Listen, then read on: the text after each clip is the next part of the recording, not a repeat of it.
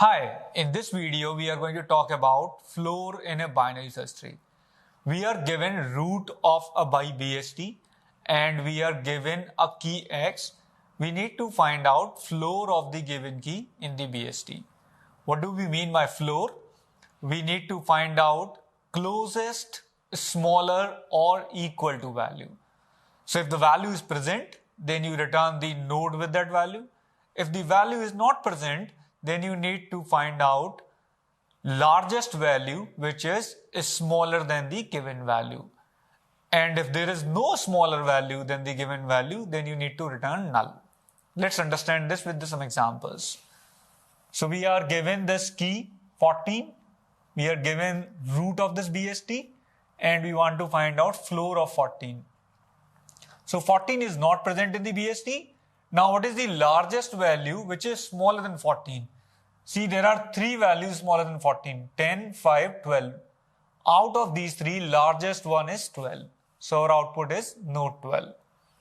Let's see this example. We are given the key as 4. Now what is the largest value which is smaller than 4? Because 4 is not present. There is no smaller value than 4. That is why our output is null. Now let's see x equal to 30. 30 itself is present in the tree. So our output is node 30. Now let's see one more example. We have given key as 100. All the keys in the BST are smaller than the given key. So what is our answer? The largest smaller key, which is 30. So if you give any number which is greater than the value 30 in this BST, you will always get the output as 30. Now please pause this video and try to think of a solution that returns the node with floor value, and this function should work in big O of h time and big O of 1 extra space. So when I'm saying big O of 1 extra space, it means it has to be an iterative solution, because if you write recursive, then it's going to take big O of h extra space.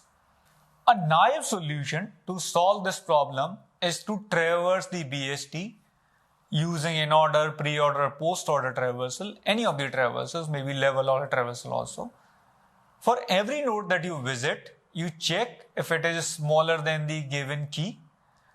If it is smaller, then you check whether it is the closest smaller so far, right? And you keep updating the closest smaller. At the end, you return whatever you have as the closest smaller node. This solution is going to need big O of n time for sure.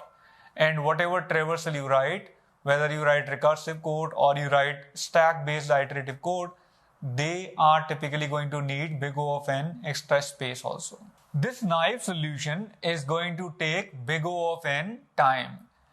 It's also going to take big O of h extra space if you're writing a recursive solution or a stack-based solution. Let us now talk about an efficient solution to find the floor.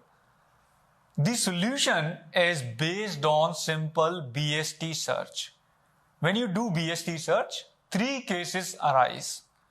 Your root itself or the current node itself matches with the given key. So what are we going to do in the floor function?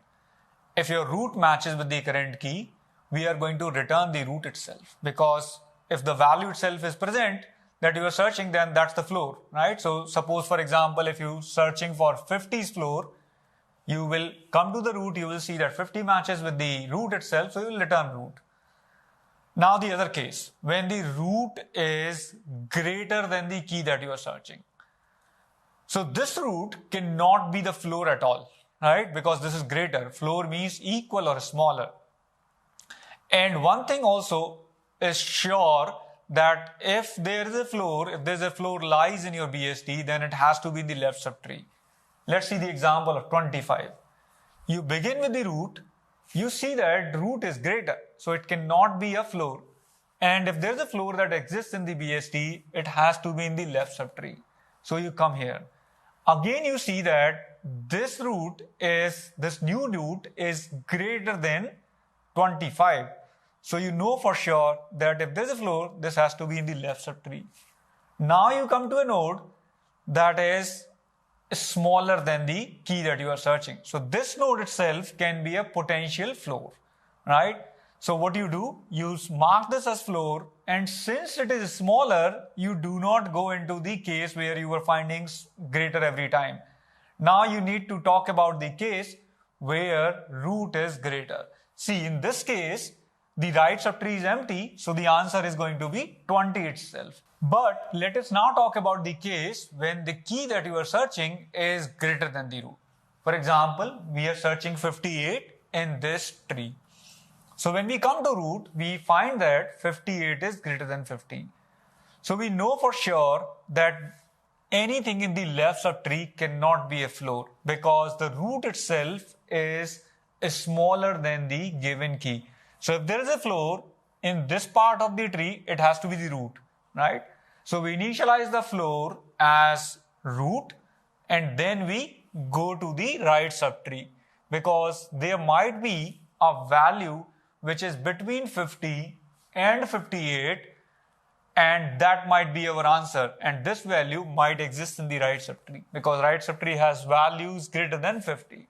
So we come to the right subtree, we come to 70, and we again check with 58, and we know that 58 is smaller than 70. So this cannot be the floor, this right side also cannot be the floor.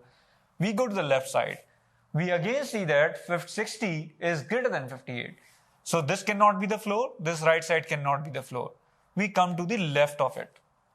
And we see that 55 is smaller than 58, right? So we come to 55, we update our floor as 55 because the earlier floor that we had was 50. Now what we do is, we again compare 55 with 58, and this time 55 is again smaller than 58. So we go to the right subtree. When you go to the right subtree, you see that it's a null, and when you find a null, you stop. Now you got an idea how to find floor in big O of h time and big O of 1 extra space. Please try to implement this solution yourself. In the next video, we are going to talk about detailed implementation of it.